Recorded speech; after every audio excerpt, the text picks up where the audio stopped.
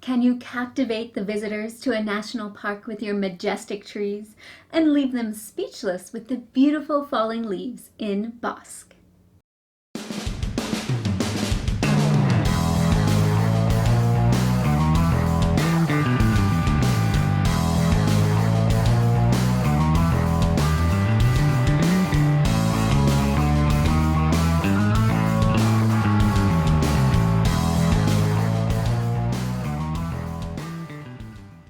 Welcome to Tantrum House Studio D. I'm Melissa Delp. And I'm Kevin Delp. Bosk is an area control game for 2 to 4 players. It takes about 40 minutes to play. It's designed by Daryl Andrews and Erica Biores, and it is illustrated by Kwanchai Moria. The publisher is Floodgate Games, and they sent us this copy to review. Let's look at the components. There's a double-sided game board, score track and win board, trees, leaf tiles, leaf tokens, a first player standee and win track token, and little boxes to store your player components. Bosk means a small wooded area, which is a great description of the game because that's what you're building in the first season. There's actually 4 seasons in the game. You'll play during 2 of them, and in the other 2 you score. You start in spring and you plant your trees. Then in summer you score your trees. Then in fall the wind blows the leaves off your trees, and in winter you score the leaf placement. At the beginning of the game, in spring, the board starts off empty. Players will take turns putting out one of their trees onto an intersection. Each player has 8 trees, 2 of each number, 1 through 4. The numbers will be important for the area majority scoring during summer. Spring ends when all the trees are on the board, and then you move into summer and you score the tree placement. You'll score each column and each row. When you look at a specific line, the player with the highest value of trees gains 2 points, and the player with the second highest value gains 1 point. If you're the only one with a tree in a line, you get 3 points. After scoring all the columns and rows, then you move to the next season, fall. The player with the fewest points gets to place the wind direction board on one of the 4 sides of the game board. For each of the 8 rounds, the board shows which tree you'll activate and which way the wind will blow. In round 1, you have to use one of your value 1 trees.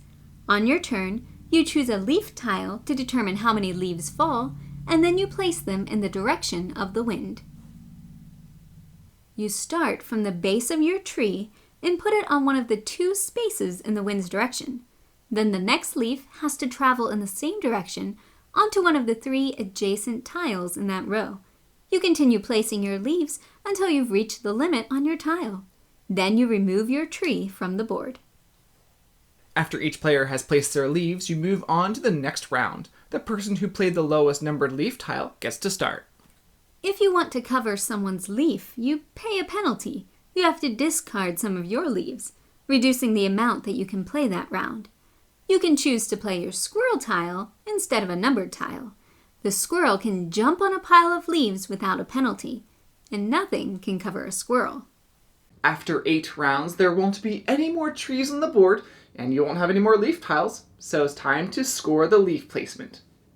In winter, you're going to score each terrain type. The player with the most leaves in an area scores 5 points, and the player with the second most scores 3 points. If you can manage to be the only player in an area, you get 8 points. That's really difficult in a 4-player game. And whoever has the most points wins the game. Which usually is not me, because I do struggle with area control, and this game has 2 different scoring rounds with different types of area control. But I did enjoy playing the game because it does have a puzzly aspect to it as well. Yeah, in the first season, placing the trees will not only affect your summer tree scoring, but then also in the fall, what options you have for your leaves coming off of those trees. Right. If I don't place any trees in a certain quadrant of the board, then it's going to be really difficult for me to get enough leaves into those territories to score. Or if I'm not paying attention and I put my 2 trees with the same number really close to each other, I could have some trouble if the wind is blowing from an inconvenient direction. I wouldn't suggest doing something like this. If someone places the wind direction board pointing this way, you haven't left yourself any good options. The leaves will have to blow toward the edge.